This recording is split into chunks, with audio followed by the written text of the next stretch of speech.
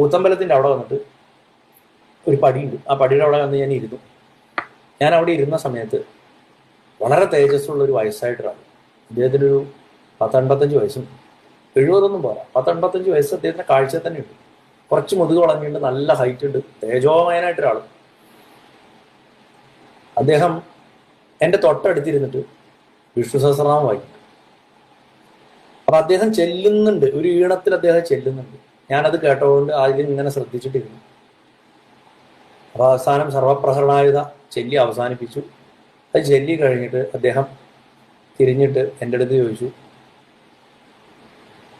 കുട്ടി അമ്പലത്തിലെ ആരെങ്കിലും ആണോ, ക്ഷേത്രത്തിലെ സ്റ്റാഫാണോ?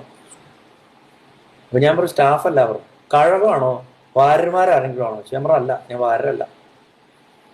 എനിക്ക് കുട്ടി എവിടേക്കോ കണ്ടൊരു പരിചയം എന്ന് പറഞ്ഞു.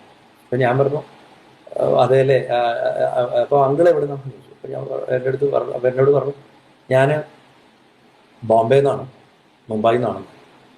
പ്രദക്ഷിണം വെച്ചിട്ട് വന്നാലോ ചോദിച്ചു. കൂടെ നടക്കൊണ്ട് വിരോധമുണ്ടോ ചോദിച്ചില്ല പറഞ്ഞു. അപ്പൊ അദ്ദേഹം അങ്ങനെ ചുറ്റി. പിന്നെ അദ്ദേഹം സംസാരിച്ചില്ല. അദ്ദേഹം ഒരു ചോട് മുന്നിൽ നടന്നു. ഞാൻ അദ്ദേഹത്തിന്റെ ഒപ്പം പ്രദക്ഷിണം വെച്ചു. എനിക്ക് അതൊരു ഭാഗ്യം കിട്ടി. കൊടിമരത്തിന്റെ അവിടെ തിരക്കുണ്ട്. അദ്ദേഹം ഒരു ധൃതിയും കാണിക്കാണ്ട് അവിടെ ഒന്നിങ്ങനെ തൊഴുത് ഏറ്റവും പുറകുവശത്തുള്ള ഗ്രില്ലിന്റെ അതിൽ കൂടെ അങ്ങനെ കടന്നു വീണ്ടും കൊടിമരത്തിന്റെ അവിടേക്ക്, അല്ല കൂത്തമ്പലത്തിന്റെ അവിടേക്ക് വന്നിട്ട് വീണ്ടും പഴയ സ്ഥലത്ത്, അദ്ദേഹം ഇരുന്ന സ്ഥലത്ത് ആരും ഇരിക്കില്ല, അവിടെ തന്നെ വന്നിരുന്നു. ഞാൻ അദ്ദേഹത്തിന്റെ അടുത്ത് വന്നിരുന്നു.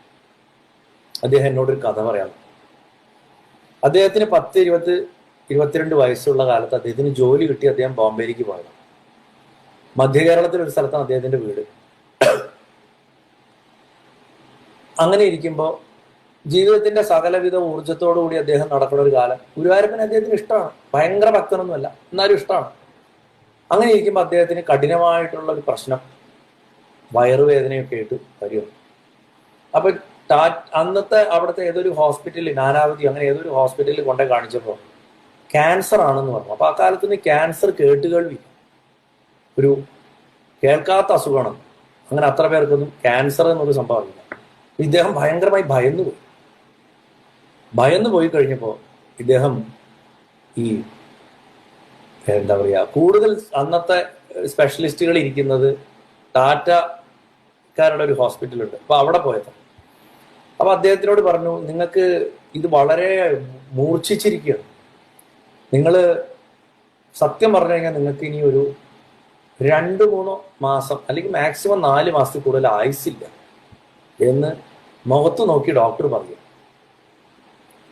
ഇദ്ദേഹത്തിന്റെ മനസ്സ് തകർന്നു. അഡ്മിറ്റ് ആവാൻ പറഞ്ഞു. ഇദ്ദേഹം അഡ്മിറ്റ് ആയില്ല. ആത്മഹത്യ ചെയ്യാന്ന് വിചാരിച്ചു. എന്താ ചെയ്യേണ്ടതെന്ന് അദ്ദേഹത്തിന് അറിയാതെ. അങ്ങനെ ഇരിക്കുമ്പോൾ മനസ്സിലൊരു ഉൾവിളി തോന്നി, ഗുരുവായൂർക്ക് പോവാം, അവിടെ ചെന്നിട്ട് ഭഗവാനെ തൊഴുതിട്ട് ഏതെങ്കിലും ലോഡ്ജിൽ റൂം എടുത്തിട്ട് ആത്മഹത്യ ചെയ്യാം.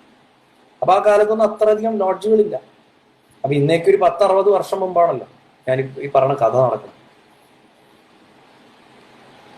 അപ്പോ അദ്ദേഹം അങ്ങനെ ഗുരുവായൂർക്ക് ട്രെയിനിന് പോരുകയാണ്. തൃശ്ശൂർ വന്നു. തൃശ്ശൂർ എത്തുമ്പോഴേക്കും തന്നെ അദ്ദേഹത്തിന് ശരീരത്തിന്റെ ക്ഷീണം ഭയങ്കരമാണ്, ഒരുപാട് വയ്യായും വേദനയൊക്കെ ഉണ്ട്. ഗുരുവായൂരെത്തി ഒരു അന്നത്തെ ഒരു ലോഡ്ജിൽ റൂം എടുത്തു. നമ്മുടെ രുദ്രകൃതത്തിൽ കുളിച്ചു, ഭഗവാനെ വന്ന് തൊഴുതു. കണ്ട ഉടനെ പൊട്ടിക്കരഞ്ഞു. അന്നത്തെ കാലത്തൊന്നും ഇത്ര തിരക്കൊന്നുമില്ല, ഇഷ്ടമാതിരി നിന്ന് കരഞ്ഞു തൊഴാം. കുറേ കരഞ്ഞു. ഇങ്ങനൊരു വിധി എനിക്ക് തന്നല്ലോ. എൻ്റെ അമ്മയും അച്ഛനും എന്തൊക്കെ പ്രതീക്ഷകളായിട്ടിരുന്നാണ്, എൻ്റെ പെങ്ങന്മാര് എൻ്റെ താഴെ, അവർക്ക് എന്തൊക്കെ പ്രതീക്ഷകളാണ്. പക്ഷെ എന്തായാലും ഞാൻ നാളെ ഉദയത്തിന് മുമ്പ് ഞാൻ എൻ്റെ ജീവൻ എടുക്കും, ജീവിതം അവസാനിപ്പിക്കും, ഞാൻ ഇവിടെ മരിക്കാൻ പോവാണ് എന്ന് പറഞ്ഞിട്ട് ഇദ്ദേഹം ആ ലോഡ്ജിൽ ചെന്നിട്ട് ഫാനിന്റെ ഉറപ്പൊക്കെ നോക്കി തൂങ്ങി മരിക്കാൻ. പക്ഷെ ഒരു ധൈര്യം വരുന്നില്ല. രാത്രി ശീവേലി സമയമായി. വീണ്ടും അമ്പലത്തിൽ പോകണം തോന്നി. അമ്പലത്തിൽ പോയി. വീണ്ടും കുറേ നേരം നിന്നു, കരഞ്ഞു. ഭഗവാൻ ആനപ്പുറത്ത് രാജാവായിട്ട് ഇങ്ങനെ എഴുന്നള്ളുമ്പോൾ കണ്ടിട്ട് പല ദിക്കുകളിൽ നമസ്കരിച്ചു.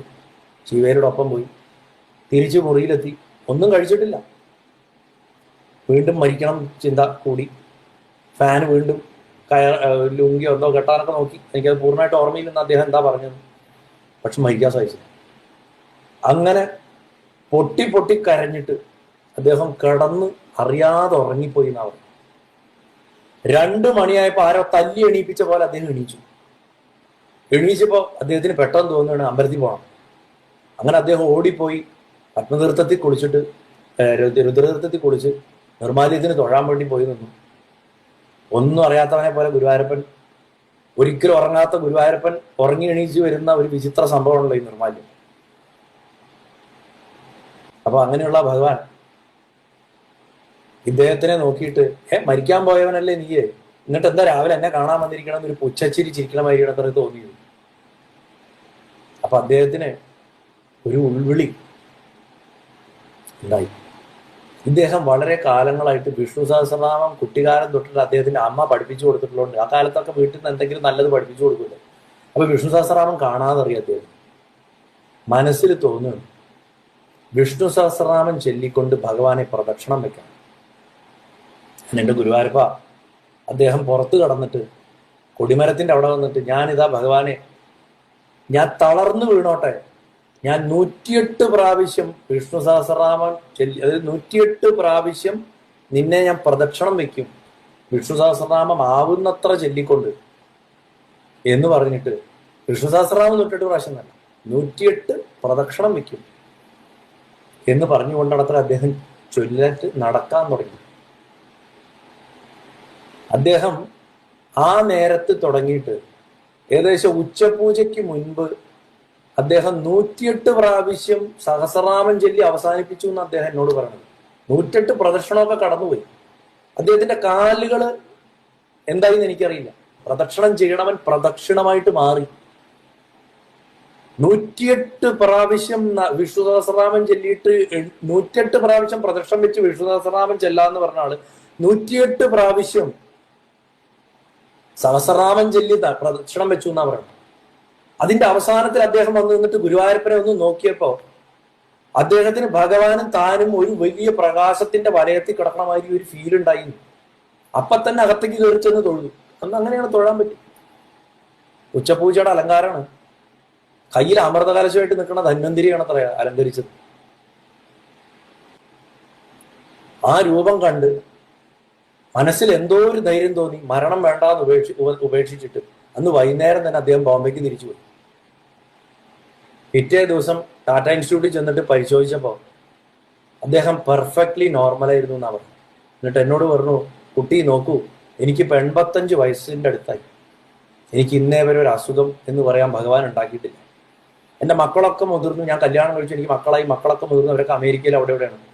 ഞാൻ പക്ഷെ അവരുടെ കൂടെ പോയിരിക്കാറില്ല, ഭാര്യ പോകാറുണ്ട്. കാരണം ഞാൻ അവരുടെ കൂടെ പോയാൽ എനിക്ക് എല്ലാ മാസവും ഗുരുവായൂരപ്പനെ 3-4 ദിവസം വന്ന് തൊഴാൻ പറ്റില്ല. പിന്നെ വൈശാഖ മാസം ആയാൽ ഞാൻ വൈശാഖത്തിൽ ഒരു മാസക്കാലം ഞാൻ കഴിയുന്നതും ഇവിടെ തന്നെ ഉണ്ടാവും. കുറഞ്ഞത് ഞാൻ ഒരാഴ്ചയെങ്കിലും ഉണ്ടാവും. ഇത്തവണ എനിക്ക് ഒരാഴ്ച വരാൻ പറ്റിയിട്ടുണ്ട്.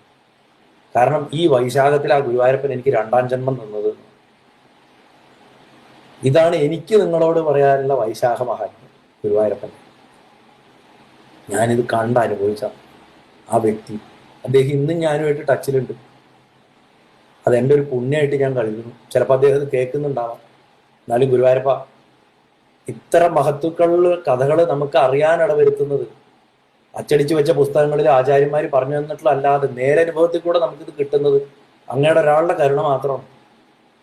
ഞാൻ പറഞ്ഞില്ലേ, ഗുരുവായൂരപ്പൻ തന്റെ പ്രിയങ്കരായിട്ടുള്ള ആൾക്കാരെ കാണാൻ കണ്ണിലെണ്ണ ഒഴിച്ചിരിക്കുന്ന മാസമാണ് വൈശാഖം. ഭഗവാനെ സ്നേഹിക്കുന്നുണ്ടെങ്കിൽ വൈശാഖത്തിൽ ഭഗവാനെ ആരാധിക്കുക. ഗുരുവായൂർ പോകാൻ സാധിക്കുമെങ്കിൽ ഗുരുവായൂർ പോവുക. ഗുരുവായൂർ പോകാൻ നമുക്ക് ഇപ്പം പറ്റില്ല. അപ്പം അതുകൊണ്ട് ഭഗവാനെ നമുക്ക് നമ്മുടെ മനസ്സിലേക്ക്, നമ്മുടെ വീടുകളിലേക്ക് നമുക്ക് കൊണ്ടുവരാം.